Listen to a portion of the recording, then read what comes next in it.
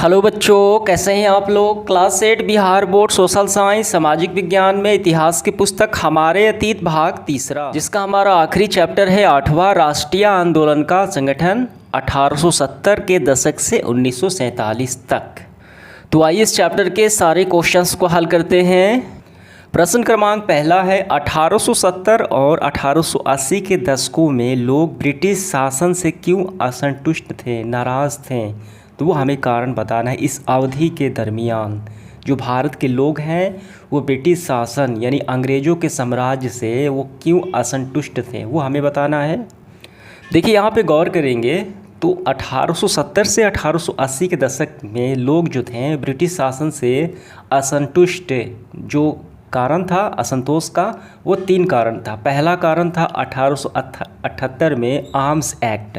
Arms मतलब हथियार act पारित किया गया, जिसमें कि कोई भी भारतीय हथियार नहीं रख सकता था, छीन ले गए।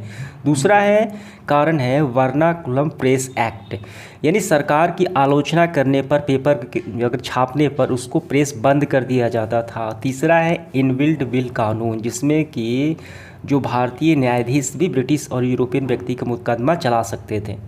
यानी ये 3 वजह हो गई, ठीक है, असंतोष का। इसको हम ऐसे लिख लेंगे, ठीक। तो हम करेंगे इसका आंसर 1870 और 1880 के दशकों के लोग ब्रिटिश शासन से निम्न कारणों से असंतुष्ट थे। पहला कारण देखिए हमारा, यही हम लिखेंगे। पहला हो गया हमारा 1878 में आर्म्स एक्ट पारित किया गया, हथियार एक्ट पारित किया गया, जिसमें भारतीय अपने पास हथियार रखने का अधिकार छीन लिया गया। दूसरा है वर्नाकुलम प्रेस एक्ट पारित किया गया, जिसमें कि सरकार की आलोचना करने वाले को चुप कराया गया, यानी सरकार के खिलाफ छापने पर प्रेस बंद कर दिया जाता था। तीसरा है 1883 में सरकार ने इनबिल्ट विल पारित किया, ऐसा कानून पारित किया जिसमें कि भारतीय न्यायाधीश भी ब्रिटिश या यूरोपियन व्यक्ति पर मुकदमे चला सकते थे, ठीक है। तो ये 3 वजह हो गई, यही आपका आंसर हो गया पहले का। देखिए दूसरा सवाल क्या है, भारतीय राष्ट्रीय कांग्रेस किन लोगों के पक्ष में बोल रही थी। जो भारतीय राष्ट्रीय कांग्रेस थी वो किन लोगों को समर्थन कर रही थी, उनके पक्ष में बोल रही थी, वो हमें बताना है। देखिए इसका आंसर हम यहाँ से करेंगे। कांग्रेस अपने उद्देश्य और तरीक़ों के लिहाज से मध्य पार्टी थी, जो मध्यम वर्ग की पार्टी थी। इन दौरान कांग्रेस ने सरकार और शासन में भारतीय और ज़्यादा जगह दिए जाने की आवाज़ उठाई, यानी ब्रिटिश शासन में भारतीयों को ज़्यादा से ज़्यादा जगह दी जाएं, ठीक है, अपनी सत्ता में। कांग्रेस का आग्रह था कि विधान परिषदों में भारतीयों को ज़्यादा से ज़्यादा जगह दी जाए, परिषदों को ज़्यादा अधिकार दिए जाएं, और जिन प्रांतों में परिषद नहीं है वहाँ उनका गठन किया जाए। कांग्रेस चाहती थी कि सरकार में भारतीयों को भी ऊंचे पद दिए जाएं। इन कामों के लिए उनके मांग की सिविल सेवा की लंदन के साथ साथ भारत में भी परीक्षा आयोजित की जाए, ये सारी मांगे थी। बस इसका आंसर हमारा यहीं तक कर लेना है। नेक्स्ट पार्ट इसका देखिए तीसरा क्या है, पहले विश्व युद्ध में जो पहला विश्व युद्ध हुआ भारत पर कौन से आर्थिक असर पड़े, वो हमें बताना है।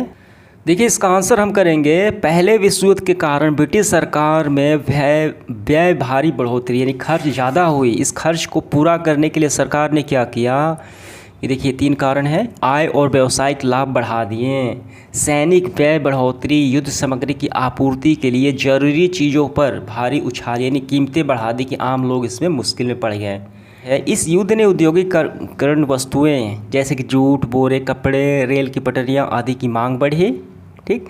इन दिनों अन्य देशों में भारत आने वाले आयात की कमी आई, जिसके कारण भारतीय उद्योग का विस्तार हुआ।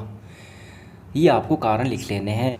देखिए अगला सवाल है चौथा, 1940 में मुस्लिम लीग के प्रस्ताव में क्या मांग की गई, वो हमें बताना है। देखिए इसका आंसर हम यहाँ से करेंगे। 1940 में मुस्लिम लीग ने देश के पश्चिमोत्तर तथा पूर्वी क्षेत्रों में मुसलमानों के लिए स्वतंत्र राज्यों की मांग करते हुए एक प्रस्ताव पारित किया। इस प्रस्ताव में विभाजन या पाकिस्तान का जिक्र नहीं था, ये ध्यान देना है। अब तक आपका आंसर हो गया। इसके बाद 5वां सवाल देखिए क्या है, मध्य मार्गी कौन थे, ये ब्रिटिश शासन के खिलाफ किस तरह संघर्ष करना चाहते थे। देखिए कांग्रेस के जो नरम दल के नेता थे, यानी 2 भागों में बांटे गए थे। एक नरम दल जिन्हें मध्य मार्गी उन्हें बोला जाता है, ठीक है, और दूसरे होते थे देखिए परिवर्तनकारी, इन्हें गर्म दल बोला जाता था, आमूल परिवर्तनकारी। तो मध्यमार्गी कौन थे? कांग्रेस के प्रारंभिक नेता नरम दल वाले, वो मध्यमार्गी नेता कहलाते थे। ठीक, तो इसका आंसर मैं यहाँ पे लगा देता हूँ, वो आपको लिख लेने हैं। देखिए 6 नंबर सवाल क्या है? कांग्रेस में आमूल परिवर्तनकारी, आमूल परिवर्तनकारी हमने अभी देखा, एक होता है मध्यमार्गी, दूसरा है आमूल परिवर्तनकारी, ये गर्म दल है। ठीक है, कांग्रेस में गर्म दल की राजनीति जो है मध्यमार्गी यानी नरम दल की राजनीति से किस तरह भिन्न थी, ये हमें बताना है। तो इसका आंसर मैं यहाँ पे लगा देता हूँ, वो आपको कहाँ से कर लेना है। नेक्स्ट पार्ट इसका देखिए 7 नंबर सवाल है कि चर्चा करें कि भारत के विभिन्न भागों में असहयोग आंदोलन ने किस तरह यानी किस किस तरह के रूप लिए। ठीक है, जो गांधी जी द्वारा चलाए गए। लोग गांधी जी के बारे में क्या समझते थे वो बताना है। तो इसका टोटल देखिए 6 पॉइंट है, ये आपको 6 कर लेने हैं। 8 नंबर, गांधी जी ने नमक कानून तोड़ने का फैसला क्यों लिया? देखिए दांडी मार्च 1930 में गांधी जी ने ऐसा किया कि वह नमक कानून तोड़ने के लिए यात्रा निकालेंगे। ठीक, उस समय नमक के उत्पादन और बिक्री का सरकार पर एकाधिकार था, यानी उनका ही अधिकार था, टैक्स ज़्यादा लिया करते थे। तो उनका कहना था गांधी जी का, नमक पर टैक्स वसूलना पाप है क्योंकि यह हमारे भोजन का एक बुनियादी बेसिक हिस्सा है, इसीलिए इन्होंने नमक कानून चलाया, तोड़ा। इसका भी आंसर मैं यहाँ पे लगा देता हूँ, वो आपको वहीं से कर लेने हैं। देखिए इस सेशन का आखिरी सवाल हमारा 9 नंबर, 1937 से 47 की उन घटनाओं पर चर्चा करें जिसके परिणाम स्वरूप फलस्वरूप पाकिस्तान का जन्म हुआ। कौन कौन सी बीच की घटनाएं घटित हुई थी 37 से 47 के मध्य? तो टोटल घटनाएं थी 5।